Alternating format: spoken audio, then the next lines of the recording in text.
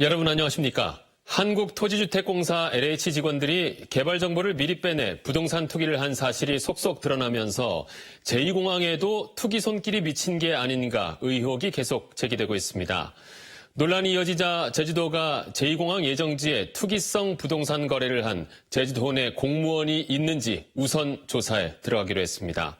하지만 친인척이나 차명거래 여부는 조사할 수 없어 의혹 해소에는 역부족일 것으로 보입니다. 김동은 기자입니다.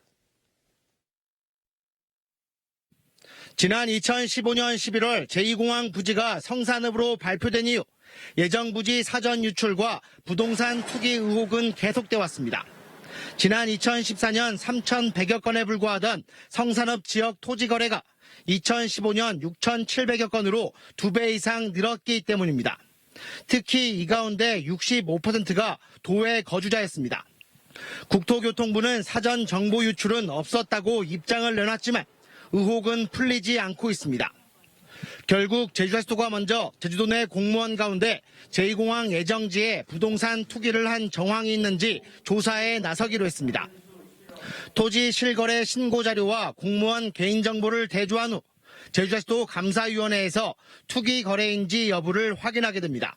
의심 사항에 대해서는 감사위원회가 조사를 하고 감사위원회에서가 조사한 결과 명백한 위법 행위가 판단된다면 그에 대한 본격적인 정밀 조사가 시행되게 되면 하지만 이번 조사가 의혹 해소 효과는 크지 않을 것으로 보입니다.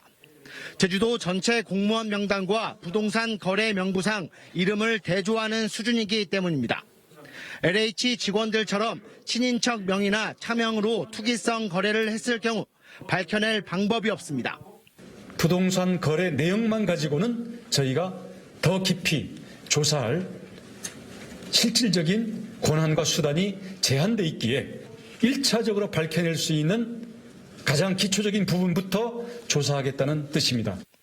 경기도에선 대규모 개발 관련 퇴직자와 직계 좀비속, 형제 자매 등 전수조사를 벌이는 것과 대조적입니다. 조사가 충분히 이루어지지 않을 것으로 예상되고 결국은 그런 조사는 면피성 조사로 그칠 그런 가능성이 높아 보입니다. 제2공항 예정지 사전 정보 유출과 투기 의혹의 실체를 밝히기 위해선 국토교통부의 조사도 필요하지만 국토부에선 아직까지 이 문제에 대해 검토하고 있지 않다고 밝혔습니다. JIBS 김동훈입니다.